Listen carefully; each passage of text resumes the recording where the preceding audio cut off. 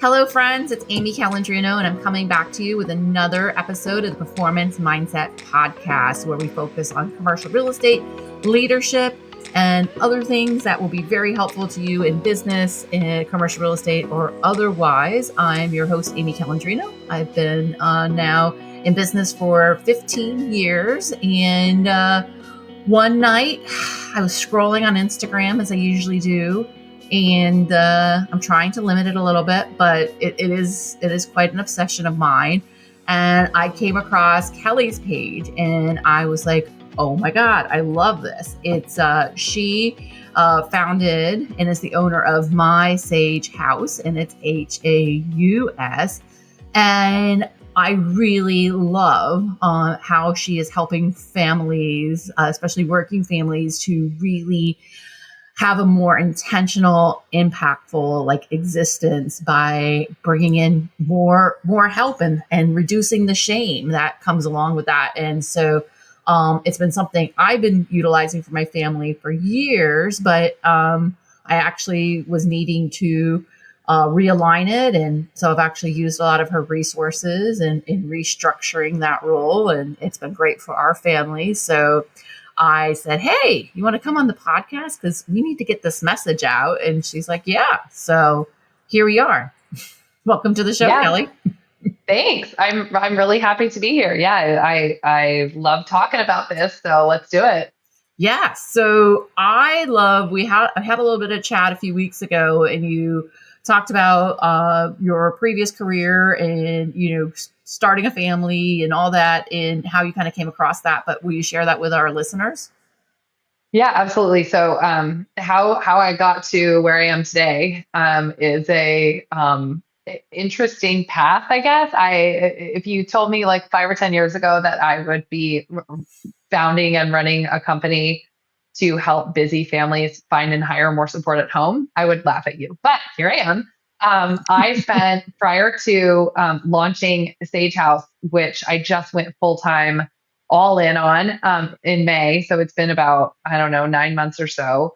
Prior to that, I was in software sales. So I spent a decade or more selling cloud-based software, which, by the way, was a great job for me and a growing family. And it provided like the flexibility that I needed. I worked remotely and it was a great job. So and it's part of the reason that I started Sage Haus. So I was working full time. I was traveling quite a bit for work, kind of managing a sales territory in the Pacific Northwest. My family and I live in Portland, Oregon, very intentionally. We love it here. And my husband is a small business owner. He runs a technology investment bank, and he started his firm when we moved to Portland 7 years ago, and when I was pregnant with our first. So there was I was working. I was like, basically we were on one income. He was starting a business. We had our first baby. And I started to feel, I of course went into parenthood with like all of this gusto, like I'm going to be this super mom who does it all and goes back to work right away. And, all this, I think that's how, a lot of us are. And sure enough, I feel like I was able to like keep the wheels on the bus for the first child. And then baby number 2 came along and things started falling through the cracks. Not to mention, like, my marriage felt like it was on the rocks because there was just not enough hours in the day to manage everything that it takes to run a household, even if you have 2 partners who are like highly executive functioning. And meanwhile, we want to share the load. And anyway, there's too much load, there's too much labor. So what I ended up doing was just, I created this big long list of all of the things I was doing. I shared it with my husband. He added things to the list that he was doing, and we both decided we need to hire someone to help us manage our household. We don't live close to family. Yeah. Which, so we don't have that built-in support system. Yeah. And so I think we just decided this is what's best for our family. Let's invest in it. And it was the best decision we ever made. So much so that I had friends of moms in my network calling me, asking me, how did I find this person? What do they do for me? How do I structure their role? To your point, Amy. Yep. And that's how Sage Haus started, was just me trying to answer questions for other moms out there and get it out there that A, this is a thing. And B, it's okay that it's a thing. And let's normalize the fact that like we need more help and support. And there are people who are wonderful out there who want a part-time job helping a family to run their household. So that's why Sage House is here. And now I help families find and hire their village and create better home systems to delegate in their household. Oh, so I relate to the marriage part. I know when I've not had help, and there's been points where we're in between people, and when we had kids or days we don't have help. And it's like, am I going to do the dishes? Or am I going to change the diaper? Or am I going to do revenue generating work? Or, oh my God, I'm really fried out. I need to kind of like chill out, but there's so many things to do. And it is hard. Like, when you're trying to figure everything out, but I think it helps to even things out. And I think, it puts a lot of pressure on a partnership, just all of the things that start to pile up when you add. It's kind of like scaling a business. This is why I like to tell, and this will be good for like your audience. I think it's like yes. when we think about scaling a business, we think about setting up operations and systems and hiring people in our business to support us. And like, if we take those principles that we're really good at in business and we start applying them to our home, then that's when we start to like, then our eyes start to open and we're like, oh, no wonder this works in the business world and it can work in my home.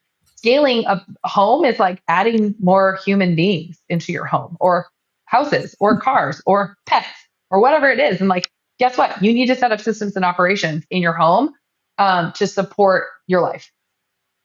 Well, and then everybody has the same shared understanding, of who's going to do what and those types of things. My kids are starting to get a little older now. And so I'm making it clear, like, yes, we have a housekeeper. Yes, we have we have a company now. And then our house manager oversees the company, which I saw like that construct as being one of the constructs in your checklist. And I'm like, but they're not here to be like, clean up your toys. Like you need to clean up your toys. But I think having the operation set up and like everyone's understanding makes more for, you're not adding unnecessary chaos. You're helping to mitigate that like ahead of time. Yes. Yeah. And, just like helping with all of those 2-minute tasks. To me, it's the 2-minute task. It's it's like emptying out the coffee filter, making sure that the garbage and the recycling go out, and like, restocking toilet paper in the bathroom, washing the vegetables and fruit that you guys get in the store because you want to wash them washed. All those things add up. Mm-hmm. And then suddenly we're like, oh man, I just spent an hour doing this stuff. And like, it's an hour I could have spent generating revenue or doing something for my mental health. Yes. Going to a like yoga class or taking care of myself or like, however people want to spend their time, however they want to fill their bucket, it's great. But like time is time. And so you've got to really be intentional about it. Yeah.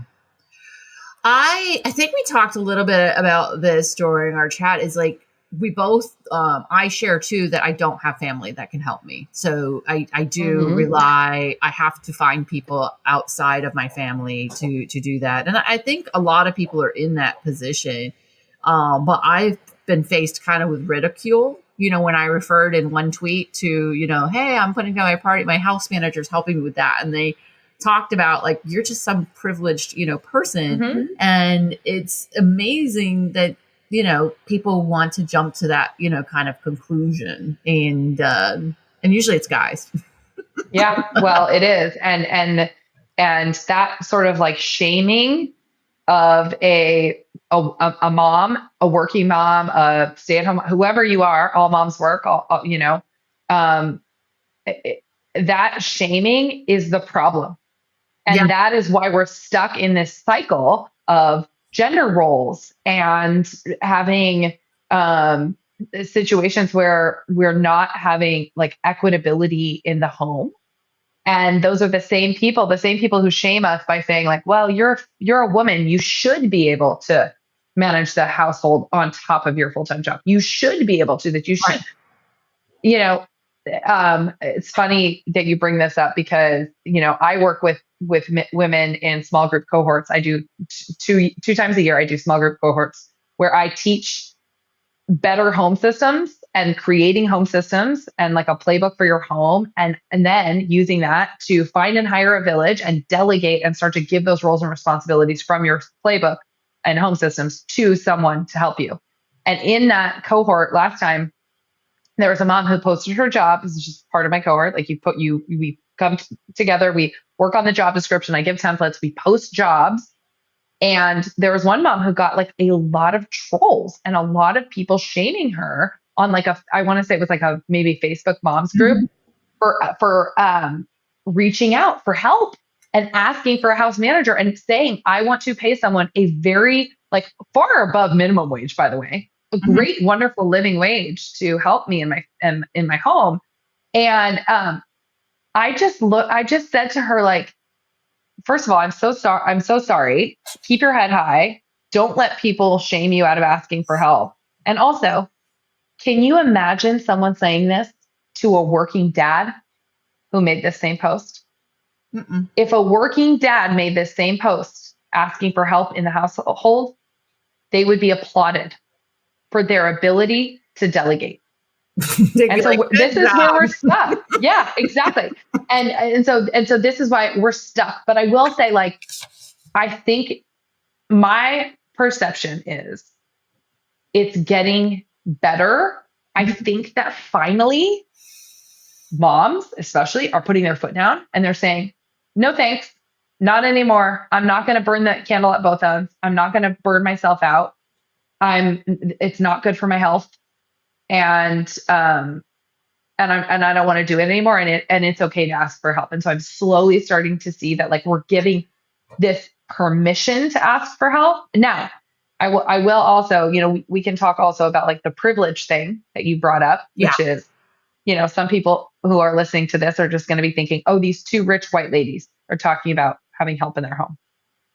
Absolutely, this is a privilege. I do not absolutely, this is a privilege. I did not grow up this way. Mm-hmm. We did not have help. I had a single mom of 4 kids, and she did everything. And I watched my mom burn out and develop long-term chronic health problems as a result of her like not getting enough sleep, not getting enough rest. And I found myself going down that path and realized it doesn't need to be this way for me.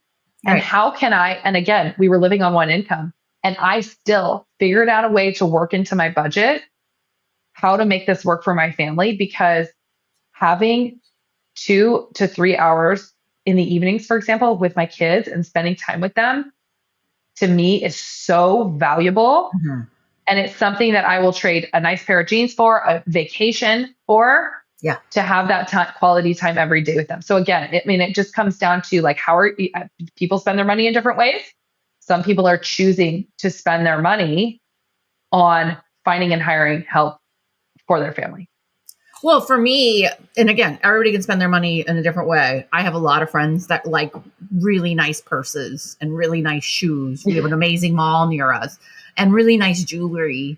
I have maybe a couple pairs of diamond jewelry and I have an Apple Watch. And that's just, I think that's probably too, like, I can't have, maybe one day I could have my cake and eat it. But that would be like, I'd rather, if you told me you can have a $10,000 bag or you can pay a house manager for a year.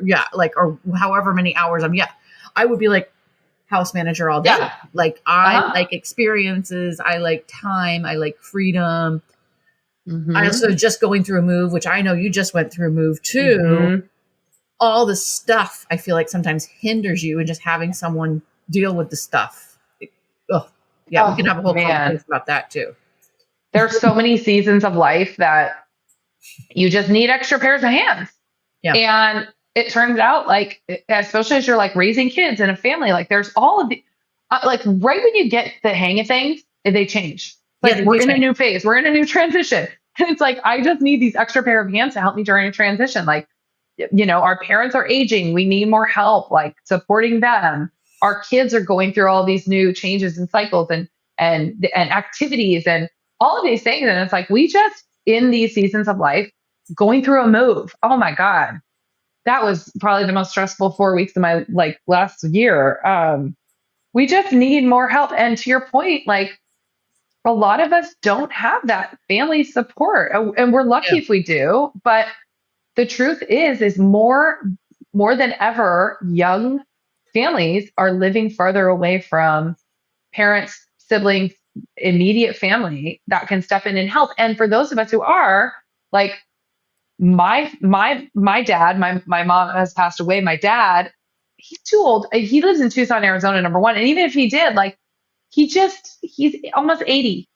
Yeah. And I'm not going to expect him to be able to do all of these things that I need help with. And my in-laws are wonderful, but I also I couldn't expect them to manage my home systems like my house manager does. So, I think it's just Yeah. And sometimes too, like I've had where I have a very structured and routine, and sometimes people just want to kind of, especially if they're family, it's hard to give them feedback that, going loosey goosey causes a lot of negative tension. ramifications for Yeah. a long period of time. And so it's just like not worth it. Like I'd rather let's go out to dinner together. Let's find other ways to spend time together. Bedtime routine is not where I need their help or whatever it is. I know. But, yeah.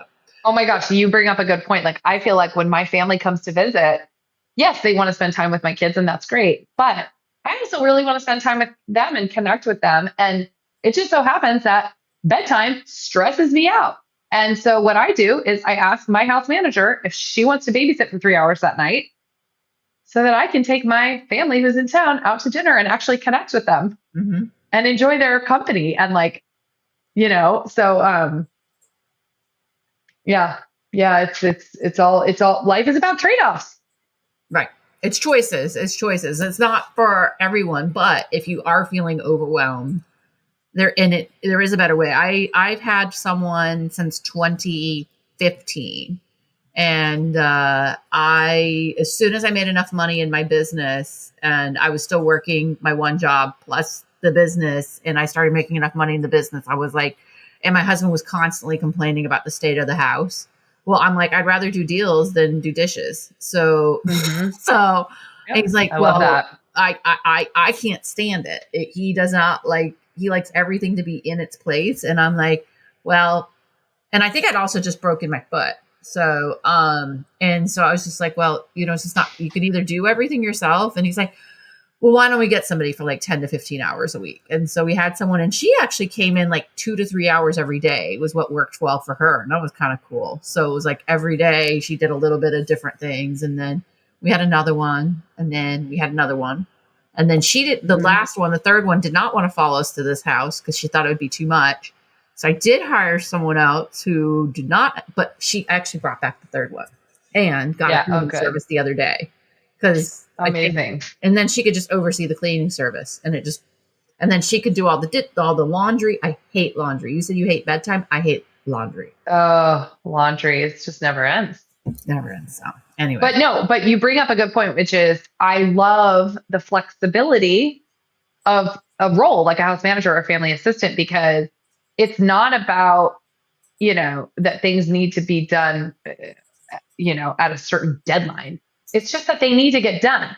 So right. that's why like this is actually such an amazing job for people who like need more part-time work, or they're like freelancers, or they're a Mhm. student, or they're a mom themselves. So the other thing I do is help families find and hire a house manager. So like they're like, Kelly, can you just find me someone? I needed this person yesterday. I'm like, yeah, sure, I'll find you somebody.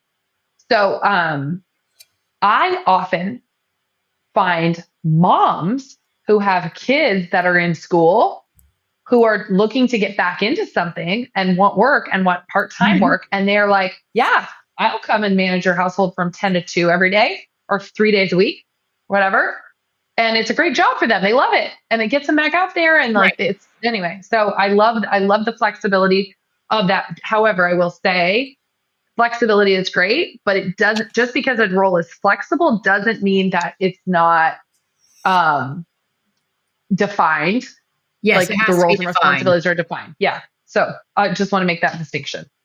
But no, what I loved is there were daily, weekly, monthly checklists, job descriptions, check-ins, all the different things. And I feel like I kind of written everything on a piece of paper in the past. And just kind of, I'm not a micromanager and I just like trust them to kind of manage things. But then that's led to kind of miscommunications in the past or otherwise. And so it's just better just to have everything clearly defined. I think that makes everybody much more comfortable.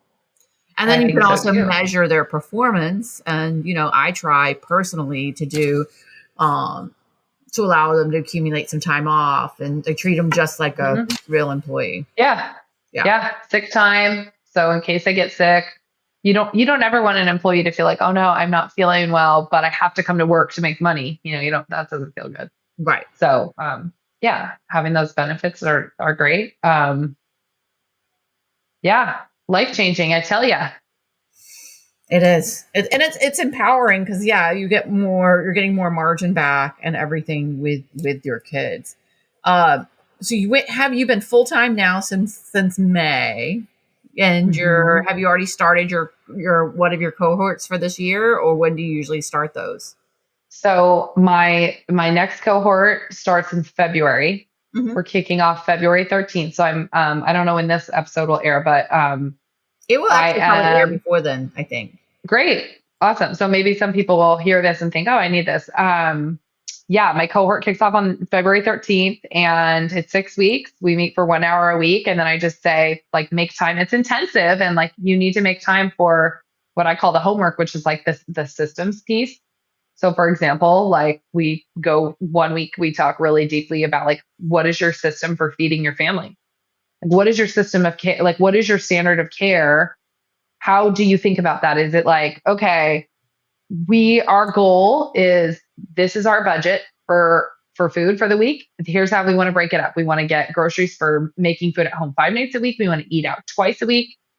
Every Tuesday is going to be Taco Tuesday, like creating a schedule around like, okay, what are like the 8? And then I have people do like, okay, what are my 8 recipes in my recipe box that are go-to that my family likes that we can always have, like the list is ready. So I'm like, okay, I got to do these 3 meals this week. And then we're going to eat leftovers in between.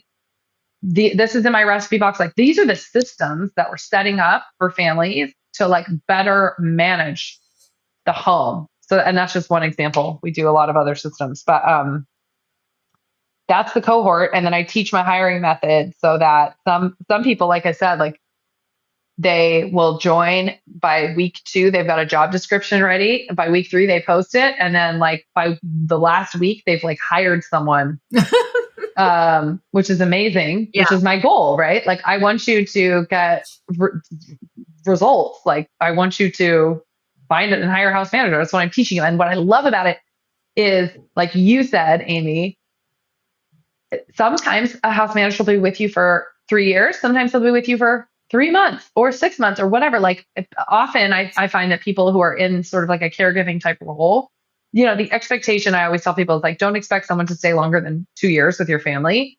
So you now have all of these tools and templates and everything to go and do it again in 2 years when you need to find someone else. And it's not like, oh no, now I'm starting from scratch. Oh gosh, this feels so overwhelming. It's like, this is the system for finding someone and you can do it. So. Well, it's funny. So like I said, my first person was 3 years. Second person was 3 years. Third person was 3 years. And we hired someone we thought was great. And I fell down my stairs and I tore a few ligaments on the 30th of December. And the house was falling apart. I had let go of the other person that was not working out. And I would recommend, if something's not working out, this person's like in your family, like you gotta like make a switch. So I gone back out to market to like hire, someone and find a right fit. Because sometimes everything checks out, the references check out, and then you actually see them in real life and person was constantly calling out, da, da, da, da. So anyways, so I fell down the stairs and so everything was starting to fall apart. It was kind of akin to when this happened like 10 years ago when I got my first person. It was kind of like a crisis event. So I texted the third person that ever worked for us and that didn't want to follow us to the new house. And I'm like, I'm really sorry. My house is like falling apart. And I fell down the stairs and the other person didn't work out. And she's like, okay, I'll come Saturday. she brought a helper. She got everything put back together again. Everything was looking beautiful. And I was so happy. And she said, by the way, I really miss being with your family. But the big thing is like keeping up with this house. Like I can do all your laundry and all the little things that you definitely need taken care of, which are the most important things to me. But like I need like a service the other day to do all the toilets, all the other things. And I'm like, done. Great. 1 day a week, 8 to 10 hours. Service 1 day a week, and now it's like it's perfect, and it's in. But it took a crisis event. But then for her, I think that little break made her realize like how great it was here, and like we're a cool family to kind of be around, and that she's come back with like a renewed sense of purpose. But I agree, like there's a period of time sometimes I think I think she had a little bit of a sabbatical when she was able to like come back. So. Yeah, that's great. No, I mean, I think to your point, like everyone's village sort of looks different. So, mine right now is similar to you is like we have cleaners who come every 2 weeks. I have a house manager who works for our family around 20 hours a week. And then we have actually a meal prep chef who drops food at our house every Monday afternoon that gets us pretty much through the week with like dishes that I just need to heat up. When my kids are screaming at me after daycare all day or my kindergartner is home, which is amazing. And originally I set out to find someone to do both, like a house manager who could like do a bunch of meal prep for our family. But it just ended up working out where like the house manager that was with our family for 3 years was a raw vegan, and like that doesn't involve cooking. And so we needed someone else, but she was great with our kids and she like met all of the other criteria. I was like, we need this woman. She's amazing. So how do I solve for this otherwise? And so then we ended up finding this amazing meal prep chef, works with our family. So it all works out, but it's all about like finding this sort of combination of your village that works for your family. The same could be said for like a handyman, like having a handyman in rotation in your life so that your house manager can notice when things go wrong in your house, or like, hey, we need new light bulbs here. This is broken, that we need this done. And they have like in their arsenal, like, oh, we got to call this person. We got to get this fixed. So it's just having a village is really, really important. And like I said, I think finally our culture is coming around to it and realizing that like it's okay to find and ask for help. One thing I forgot to tell you that came out of it and was a recommendation in one of your guides was to meet with your partner, like weekly to kind of cover everything. I personally hadn't been doing that. So it was just kind of like, Phil, we're going to this. And he's like, really? And I'm like, oh, I put it on your calendar. And he's like, well, I didn't notice it on my calendar. And so now like on Sundays, we go over like, this is what's happening. This is what's happening. Da, da, da, da, da, da, da. And then there's no more of that. I didn't know. And so I think it's actually improved my marriage. Like, and we can kind of, we're going to this birthday party. What do you think to bring? And, we just communicate better, which is great. I love that. Yeah. Mm-hmm. Yeah. We talk a lot about partner collaboration in my cohort and come up with, essentially I share a weekly agenda template that I recommend for meeting with your partner every week so that you can get on the same page about things. And I've heard that from a lot of people. Like that's really just like it's improved their communication and their partnership. So I'm happy to hear that. I actually we should link it here in the show notes. I have a free guide on partner collaboration. It's like on my Instagram. I've got a lot of like free resources there. And one of them is like a 17-page guide all about like how to collaborate with your partner and how to start having the conversation about, do we need to ask for help? What are things that we could take off both of our plates? Yeah. Just to like, just like a conversation starters around that. And I think the feedback I get from that is that people are like surprised at their partner's response. I think a lot of us think like, oh no, my partner's not going to go for this. It's gonna make them feel like I'm shirking my responsibilities. But then I hear from a lot of families that are like, no, this was the best thing we ever did, was just have a real conversation, a pragmatic conversation about what's best for our family and how we are both valuing our time. Well, I think, I wrote down too, it's like, I think you have to do a needs assessment of like, what are the things you need? Like yours is, you don't want to try to cook when you have crazy screaming kids. Now, one person could do that. If not, you might have to bifurcate these roles and have multiple rules, it seems. But, having that conversation is great. Yeah, I would love to have the link to that. Because I feel like having the conversation is the first part, and then it is life changing though. Mm-hmm. Yeah, sure is. Well, this has been so cool. I can't believe too, we just met through Instagram. I've met some cool people through Instagram. Actually. Yeah, that's the way of the world. It's the best. I found my dog through Instagram. I like really wanted a Catahoula leopard, and I went down this big rabbit hole and like found a breeder in the Portland, Oregon area. And now I have our beautiful 6.5-year-old Catahoula leopard dog, and I found him on Instagram. You know what's funny about Instagram is when I go to my kids' gymnastics class, like people want your Instagram instead of your phone number now more so. Yeah. It's kind of interesting. Well, that's funny because everyone's just dropping into each other's DMs. Yeah. It's like, hey, and then, so, well, this was cool. Is there anything that we didn't get to chat about that you want to chat about today? Oh gosh, I don't think so. I mean, hit me up, drop into my DM if you want to chat about the home systems cohort, my cohort that starts in February, or, if you are one of those people, there may be some people in your audience who are like, oh my gosh, I didn't even know a house manager was a thing. My family needs this immediately. Maybe Kelly can find someone for Amy. I do that too. So yeah, just like go check out my free resources, go hit me up. I'm happy to help. I'm helping families all over the US, Canada, and it truly brings me so much joy that I can help families feel the way I felt when I finally started to lighten the load. Because I'm telling you, like, I'm a changed person, that no longer has to worry about like, do I have enough bananas in the bowl that will feed my little babies, and are we going to have a meltdown about not having a banana kind of thing. So, I mean, I'm kind of joking, but kind of serious. But I feel you.